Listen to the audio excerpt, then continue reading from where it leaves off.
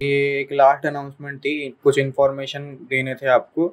Telegram, Twitter plus Facebook के जो official accounts हैं हमारे, यूट्यूब वगैरह एक्सेट्रा के, उनका जो लिंक है वो अब दे दिया जाएगा आज से। दूसरे तीसरे जो भी अब से स्ट्रीम्स और वीडियोस आएंगी उनके डिस्क्रिप्शन में, तो वो सब जाके भी आप फॉलो कर सकते हैं।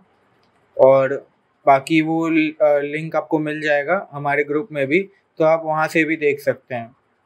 नमस्ते सभी को। अब ये देखिए सायन भाष्य देखिए, ऋग्वेद मंडल 3 सूक्त 33 मंत्र 9 से 11। ठीक है, ये मैंने बस टाइटल दे दिया दब दब दब। ठीक है, ये डब दब दब है इसमें। ठीक है, हाँ, और मंत्र नंबर 9 से दिखाओ ताकि पता चल जाए सबको कि बहन बताई जा रही है यहाँ पे सबको। देखो मंत्र नंबर 9 में क्या कह रहे हैं। विश्वामित्र ने उत्तर दिया, हे बहिन के समान नदियों, बताओ मुझ स्तुतिकर्ता के वचनों को सुनो। मैं बैलगाड़ी और रथ की सहायता से दूर देश से तुम्हारे पास आया हूँ। तुम नीचे एवं सरलता से पार करने योग्य बन जाओ। हे नदियों, तुम मेरे रथ के पहिए के निचले भाग को छूती हुई बहो। भैया, ये पहले तो इतिहास घुसा, ऊपर से माइथोलॉजी घुसा दिया। चंपक कुरान, चंपक कुरान की तरह, बिल्कुल उस चंपक किताब कुरान की तरह। भाई मैं क्या बोलूं इस पे। महाभाष्य में निरुक्त में इतनी बार बोला है कि वेद में रूढ़ि नाम और इतिहास नहीं होते, लेकिन पौराणिकों को थोड़ी समझ में आएगा। देखो मंत्र नंबर 9, आई मीन 9 का हो गया, 10 का भाष्य देखिए। नदियां बोली, हे सोता, हमने तुम्हारे बातें सुनी।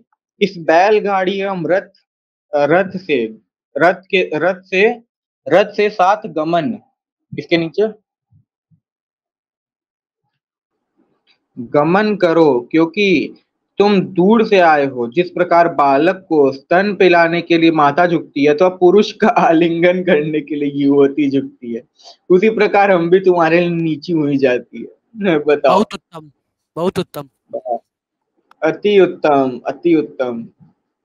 ये बहन का मतलब ये मेटाफोर दिखाया जा रहा है यहाँ पे, पुरुष का आलिंगन करने के लिए बहन झुकती है। यहाँ पे तो युवती बोल रही है, लेकिन विश्वामित्र तो बहन बोल रहे हैं। और ये क्या कह रही है बताओ। देखो क्या बोले, मेटाफोर तो देखो, इतना संस्कारी मेटाफोर है।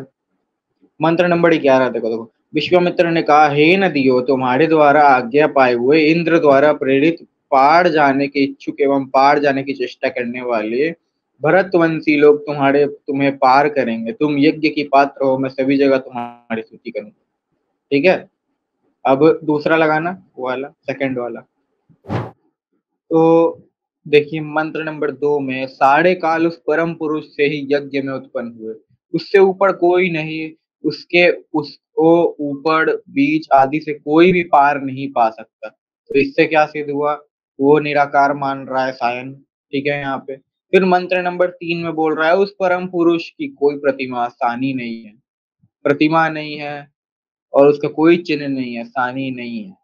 ठीक है, तो अब निराकार मान लिया इस मंत्र में। अब देखिए कॉन्ट्रडिक्शन देखिए।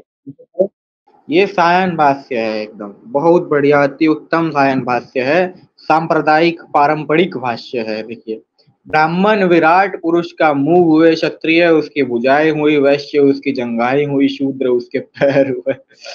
भाई साहब क्या बताए, मतलब ईश्वर जो है यहाँ निराकार मान लिया। और ये देखो कैसा निराकार ईश्वर है इन पौराणिकों का, कि जिसके हाथ पैर आदि भी होते हैं, ऐसा निराकार ईश्वर है।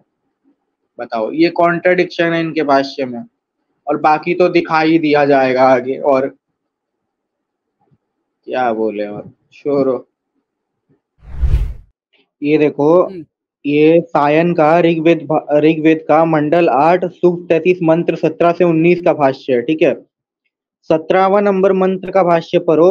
ठीक है, इसमें क्या कह रहे हैं सायन भाष्य करते हुए, स्त्री के मन पर शासन संभव नहीं है, स्त्री की बुद्धि छोटी होती है। बताओ, ये सायन की सोच है, ये पौराणिकों की सोच है। देखो, हे प्रायोगी, 19वां मंत्र पढ़ते हुए, इसका भाष्य पढ़ते हुए, मंत्र नहीं भाष्य। ठीक है, हे प्रायोगी, तुम नीचे देखो, ऊपर मत देखो। भाष्य लगाओ ना इसका, नीचे जो हिंदी में था, नीचे था ना हिंदी में। हाँ हाँ, ये तुम नीचे देखो, ऊपर मत देखो, तुम पैरों को आपस में मिलाओ, तुम्हारे होठों एवं कमर को कोई ना देखे, तुम स्तोता होते हुए भी स्त्री हो। बताओ, ये स्त्री के साथ डिस्क्रिमिनेशन कर रहे हैं अपने भाष्य में, सायन देख लो। ये इतना अच्छा भेद भाष्य किया है पौराणिकों ने, ये सबसे प्रामाणिक भाष्य मानते हैं ये तथाकथित हिंदू। बताओ, ये हिंदू बनेंगे ऐसा भाष्य मान के?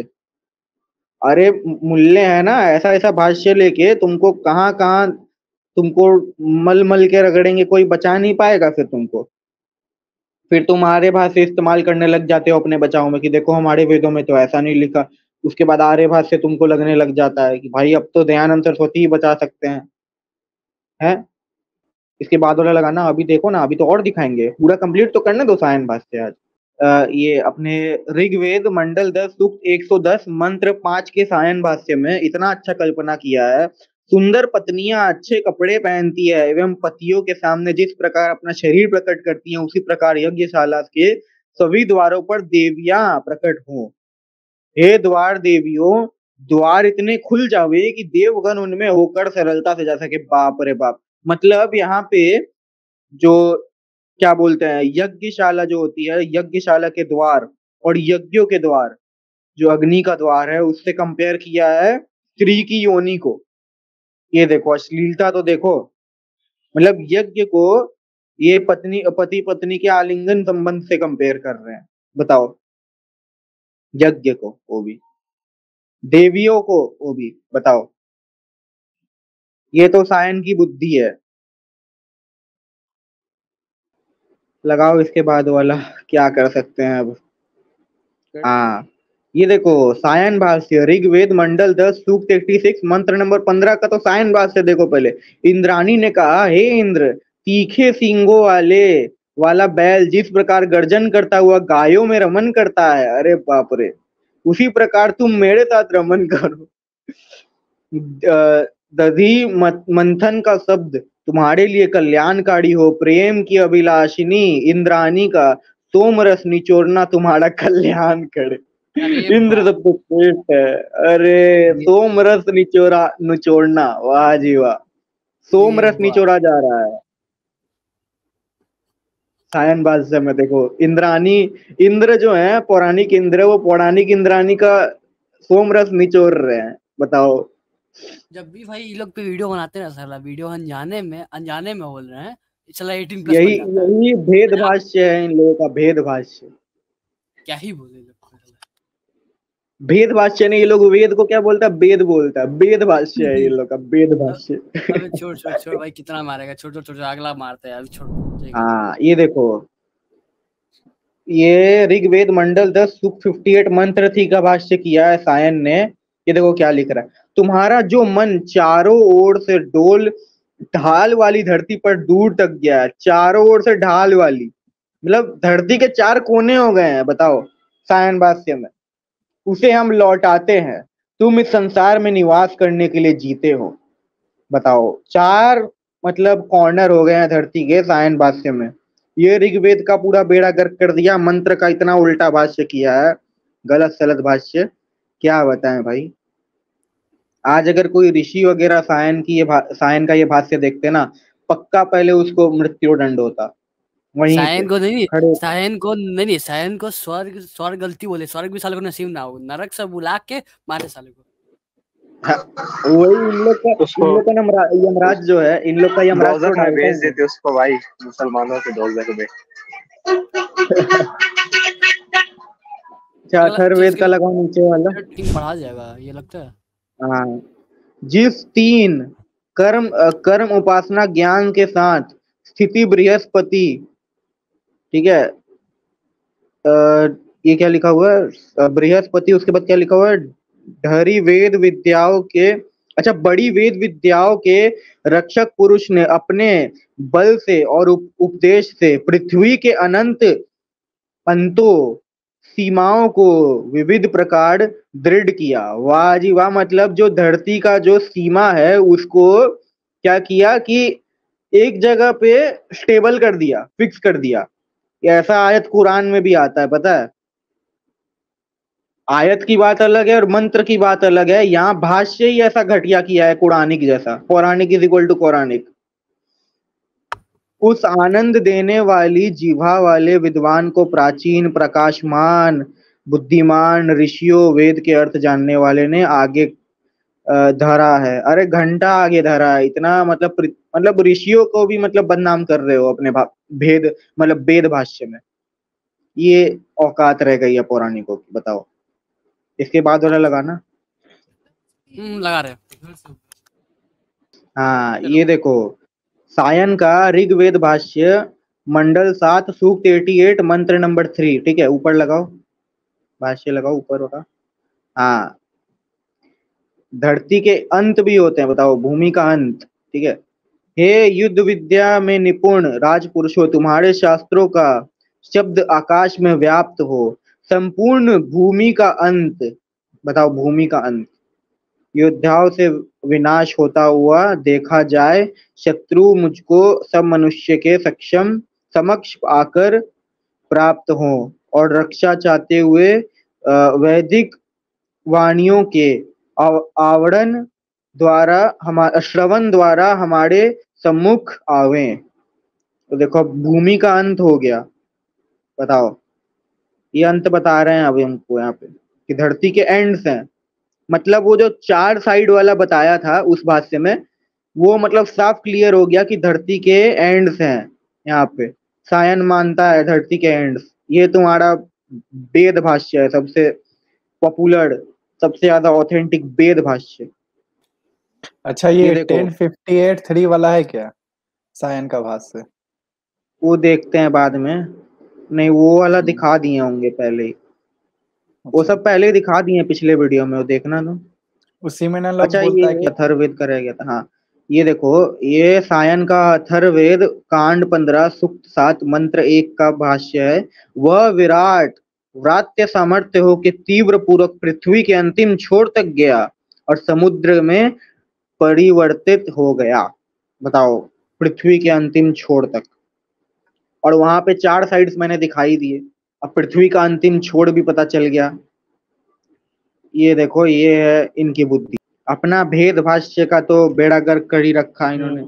ये देखिए, ये सायन का अथर्ववेद कांड 4 सूक्त 34 मंत्र 2 का भाष्य है। इसमें देखिए, जो लोग सत्र यज्ञ करते हैं वे वायु द्वारा अमृतमय शुद्ध पवित्र और कांतिमान होते हैं और मृत्यु के बाद ज्योतिर्मय लोक को जाते हैं। स्वर्ग में वर्तमान ब्रह्मोदान सत्र यज्ञ करने वालों की इंद्रियों को अग्नि नहीं जलाती, उन्हें आनंद लेने के लिए महिलाओं का एक समूह मिलता है। भाई साहब, ऊपर क्या लिखा है पर्पल वाले में? उदाहरण के लिए फ्लोरिडा का ग्रुप प्राप्त होता है। वाह फ्लोरिडा, वाह जी, महिलाओं का समूह मिलता है। ये देखो, बदतरूर। राम राम राम लगता है कुरान पढ़ के भाष्य नहीं, किया था। ये लोग पूरा कुरान ही समझ लिया साला, क्या ही बोल। भाई पौराणिक हो या पौराणिक हो वे सायन, बात बराबर है। अरे लेकिन पता है, ये जो स्वर्ग लोक की बात करी है ना इसने, कि अलग लोक में जाओगे, इसका खंडन ना ब्राह्मण ग्रंथ निरुक्त में भड़ भड़ के है, मनुस्मृति में भी है भड़ भड़ के, इसलिए इसका भाष्य ये वाला भी पढ़वी साबित हो जाता है। हम दिखाएंगे, ठीक है, अगले एपिसोड में दिखाएंगे कि स्वर्ग क्या होता है, ठीक है, 3rd एपिसोड में दिखाएंगे, ठीक है। क्या चिपकांडी लोग है भाई लोग। भाई यार क्या बताएं, इस्लाम कबूल करके लगता है इन्होंने भाष्य किया हुआ वही ना बोल रहा है, वही बोल रहा है, कलमा पढ़ पक्का के। इस्लाम कबूल करके भाष्य किया है 100%। हाँ लगाओ, करो।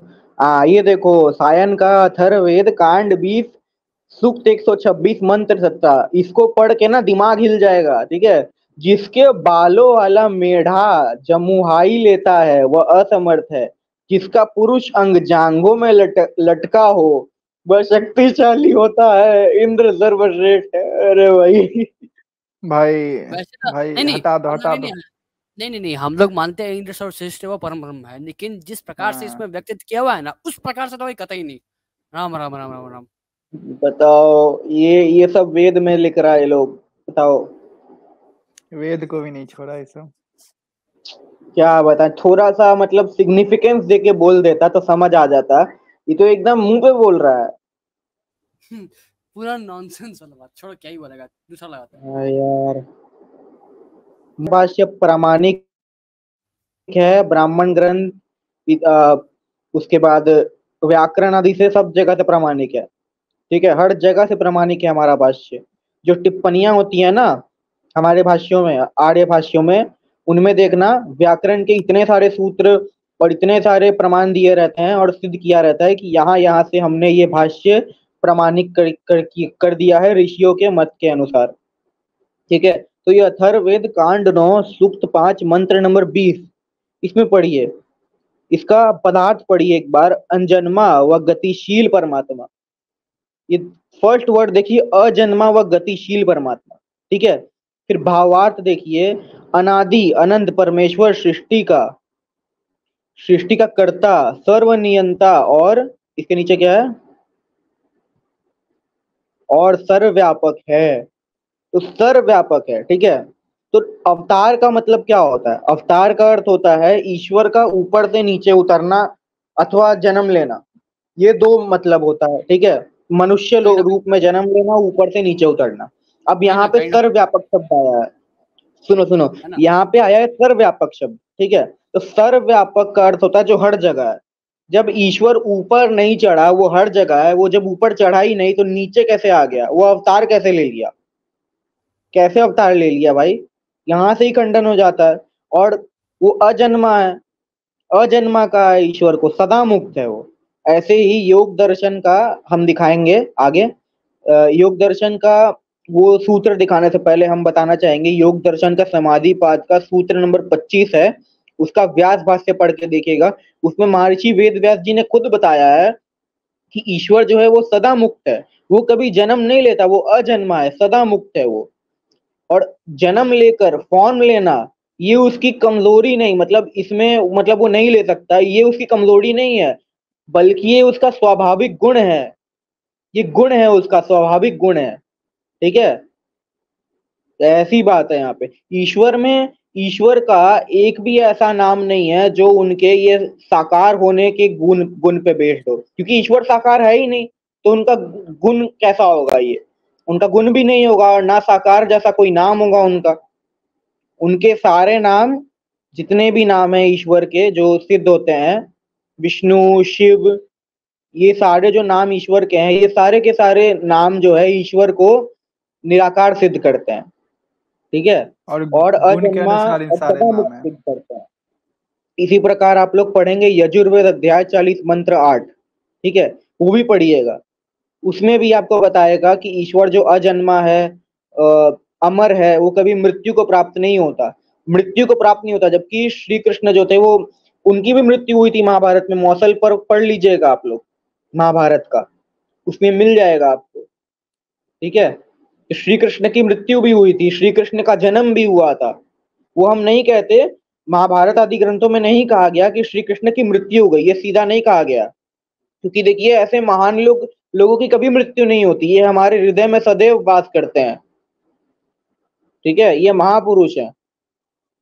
जैसे हम कहते हैं सरदार भगत सिंह जी अभी भी नहीं मरे, मतलब एक भावना रख के कहते हैं, उनके प्रति भक्ति की भावना रख के कहते हैं कि सरदार भगत सिंह जी नहीं मरे, वो अभी भी हमारे बीच जिंदा हैं। ऐसे कहते हैं ना लोग, भावनाओं में बह के, अपने देश के प्रति प्रेम को दिखाते हुए। तो ऐसी बात है यहाँ पे। ठीक है, ऐसा हमको समझना चाहिए। ठीक है ना, इसके बाद वाला लगा देना। ठीक है, देख लो सब 7:35। हाँ, चलो। इसका भाष्य देखो। हे अध्यापक और उपदेशकों, तुम हम लोगों को जन्म आदि रहित, दोष रहित ईश्वर, मेघ, समुद्र और नौका की विद्या का ग्रहण कराइए, जिससे हम लोग सबके रक्षक हों। ठीक है, तो नौका का विद्या तो है ही, ऊपर से देखिए जन्म आदि रहित, दोष रहित ईश्वर। तो क्या होता है जब जन्म लेता है ना मनुष्य, तो कर्म, दोष, ये सब चीजों में बंध जाता है। लेकिन ईश्वर जो है वो दोष रहित है, वो जन्म मरण आदि से रहित है। ठीक है, क्योंकि वो सर्वशक्तिमान है, वो उसका स्वाभाविक गुण है कि वो जन्म नहीं लेता। ठीक है, वो दोष रहित है, ये स्वाभाविक गुण है उसका, ना कि कमजोरी। लोग इसको कमजोरी से कंपेयर करते हैं, इतने मूड होते हैं ये लोग नबी के वेदांती और ये डिस्कोनी जितने भी हैं सब आलबाल सब, ये लोग अपने आप को बहुत महाज्ञानी समझते हैं, लेकिन इन्होंने कुछ नहीं पढ़ा होता, बल्कि इनका सब कुछ पढ़ा हुआ होता है। ध्यान से सुनना, सब कुछ पढ़ा हुआ होता है, पढ़ा हुआ नहीं होता, पढ़ा हुआ होता है, सब पढ़ा हुआ रहता है इनका। गिरा के रखता है ये लोग इधर उधर सामान, बस खत्म है बात इन लोगों का। दिन भर बस बैठ के क्या करना है, शास्त्र तो पढ़ना ही नहीं है, लेके बैठ जाओ और बोलो क्या कहते हैं उसको, भज गोविंदम भज गोविंदम बैठ जाओ लेके। शास्त्र कौन पढ़ेगा, तुम्हारा बाप पढ़ेगा हैं? क्या ही बोले। धरती पे बोझ।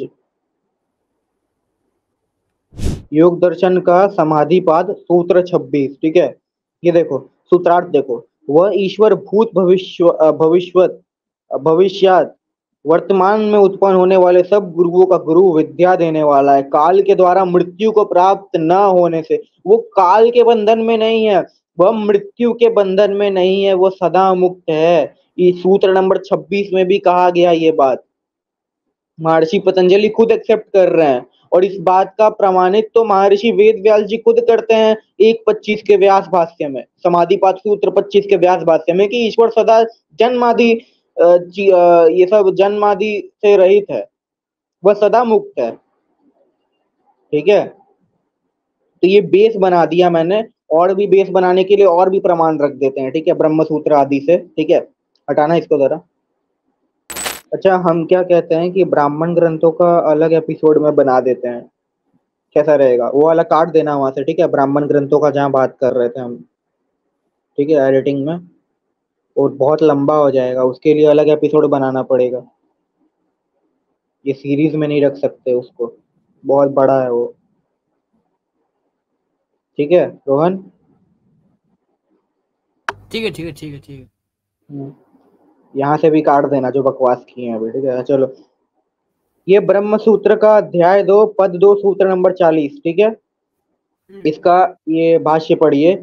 यदि ईश्वर को शरीर, इंद्रिय आदि कारणों से युक्त मान लिया जाए तो यह ठीक नहीं है, क्योंकि भोग आदि से उसका संबंध सिद्ध हो जाएगा। तो भोग आदि से उसका संबंध सिद्ध नहीं हो सकता, क्योंकि उसका स्वाभाविक गुण ही नहीं है, ठीक है।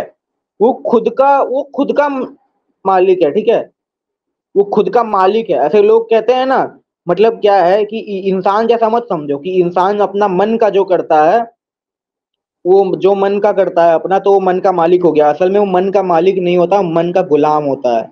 लेकिन ईश्वर के विषय में ऐसा नहीं है, ईश्वर मालिक है सबका, ठीक है। तो वो उसका स्वाभाविक गुण है, ठीक है। व्याख्या देखो, यदि यह मान लिया जाए कि ईश्वर अपने संकल्प से ही मन, बुद्धि और इंद्रिय आदि सहित शरीर धारण करके लौकिक दृष्टांत के अनुसार निमित्त कारण बन जाता है, तो यह भी ठीक नहीं, क्योंकि शरीरधारी होने पर साधारण जीवों की भांति उसे कर्मानुसार भोगों की प्राप्ति होने का प्रसंग आ जाएगा, ठीक है। उस दशा में उसकी ईश्वरता ही सिद्ध नहीं होगी।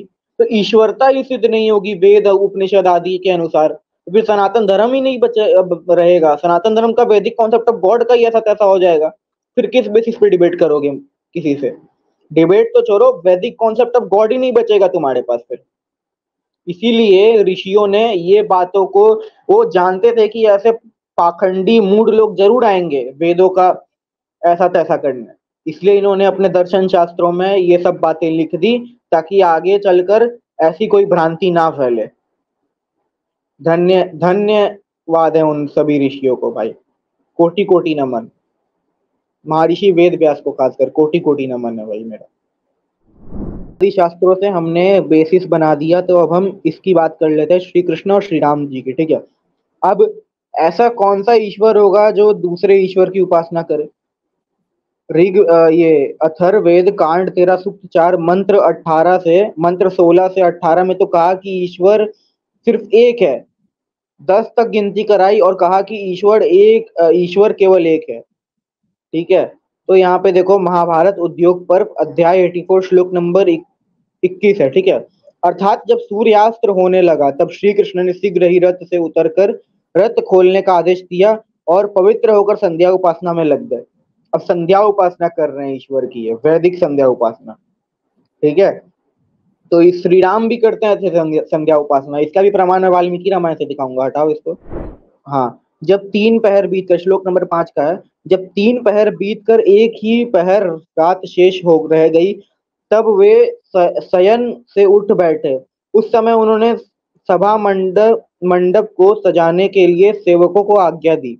श्लोक नंबर 6, वहां सूत मागध और बंदियों की श्रवण सुखद वाणी सुनते हुए श्री राम ने प्रातःकालीन संध्या उपासना की। फिर क्या लिखा हुआ, एकाग्रचित होकर वे जप करने लगे। अब ये भी संध्या उपासना कर रहे हैं और ईश्वर का जाप कर रहे हैं। बताओ श्री राम ईश्वर कैसे हो सकते हैं? वे वो किस ईश्वर की उपासना कर रहे हैं, वो भी संध्या उपासना। अब हमको ये बता दो, विष्णु जी, शिव जी, इनकी संध्या उपासना करना किस शास्त्र में लिखा है? हर जगह तो तुम मूर्ति पूजा मानते हो इनके लिए, सत्यनारायण की कथा, कभी शिव चर्चा, ये सब मानते हो ना, लेकिन संध्या उपासना तो नहीं होती शिव जी की और ये विष्णु जी की, है ना। बिहार वगैरह साइड में बहुत फेमस है ये, यहाँ पे वेस्ट बंगाल में भी होता है हमारे यहाँ, ठीक है। तो हटाओ इसको, जरा दूसरा लगाओ अब।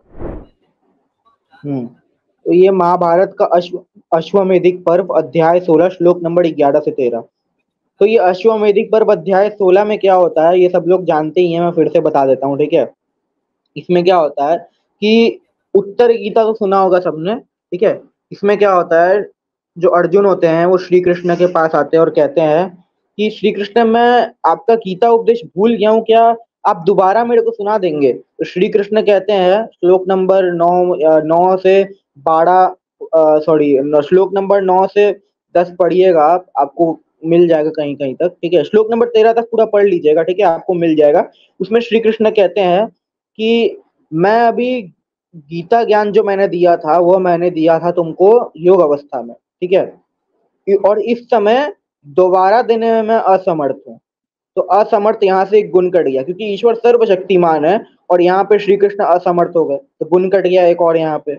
बाकी गुण हमने शास्त्रों से कटवाए, यहाँ से एक गुण कट गया।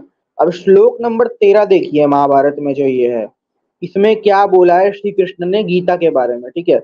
ये लगाओ 13 वाला, जूम करो इसके तरफ। कौन सा लाइन, ये वाला क्या? हाँ, सबसे नीचे, हाँ। उस समय योग युक्त होकर मैंने परमात्मा तत्व का वर्णन किया था। अब उस विषय का ज्ञान करने के लिए मैं एक प्राचीन इतिहास का वर्णन करता, तो प्राचीन इतिहास का वर्णन करते हैं आगे वो। लेकिन यहाँ देखो, यहाँ पे क्या कहते हैं, उस समय योग युक्त होकर, मतलब योग अवस्था में मैंने परमात्मा का वर्णन किया था। श्री कृष्ण ने किसका वर्णन किया था? परमात्मा का वर्णन किया था, ना कि खुद का, ठीक है। श्री कृष्ण ने परमात्मा का वर्णन किया था, ये साफ साफ यहाँ पे हमको लिखा हुआ मिल गया, ठीक है। तो ये महाभारत से क्लैरिफिकेशन हो गया। अब हटाओ, अब इसको दूसरा लगाया जाए, ब्रह्म सूत्र का लगाएंगे अब, ठीक है। अब देखो, ब्रह्म सूत्र का अध्याय 1 पद 1 सूत्र नंबर 19 है। तुम सूत्र नंबर 30 भी पढ़ लेना आप लोग, ठीक है। तो इसमें क्या बताया गया है, मेनली मैं बता देता हूँ इन शॉर्ट, ठीक है। इसमें मेनली ये बताया है कि जब एक ईश्वर भक्त जो होता है, जब योग अवस्था में जाकर वो उपदेश करता है, तब जब वो मैं शब्द का प्रयोग करता है उस उपदेश के बीच में बहुत जगह, तो वो मैं शब्द उस उपदेशदाता के लिए नहीं अपितु ईश्वर के लिए प्रयोग होता है, ठीक है। तो ईश्वर के लिए प्रयोग किया था, क्योंकि योग अवस्था में थे, अर्जुन को समझाने के लिए, क्योंकि अर्जुन भी श्री कृष्ण को बहुत ज्यादा पवित्र मानते थे, मतलब बहुत ऊंचा मानते थे और श्री कृष्ण को बहुत उत्कृष्ट मानते थे वो। तो योग अवस्था में श्री कृष्ण ने ऐसा कहा, और महर्षि वेद व्यास जी ने इसको ब्रह्म सूत्र में क्लियर कर दिया कि ब्रह्म सूत्र क्या है, ब्रह्म से रिलेटेड है वो, ठीक है ना। तो यहाँ से पता चल गया हमको पूरा। तो आज अवतारवाद का भी यहाँ पे खंडन हो गया, clearly, cut and clear cut, ठीक है। बाकी ब्राह्मण ग्रंथ का रह जाएगा, तो वो हम अगली वीडियो में कवर कर देंगे, ठीक है। काट देना, ये ब्राह्मण ग्रंथ का जो बोला था मैंने वो काट देना, ठीक है, बंद कर दो अब। ठीक है, वो वाला हमको खाली ये दिखा देना, ठीक है? वो वाला वो फोटो दे देना, हम वो फोटो का ठीक जितना भी है फ्रेम है सारा काट देगा।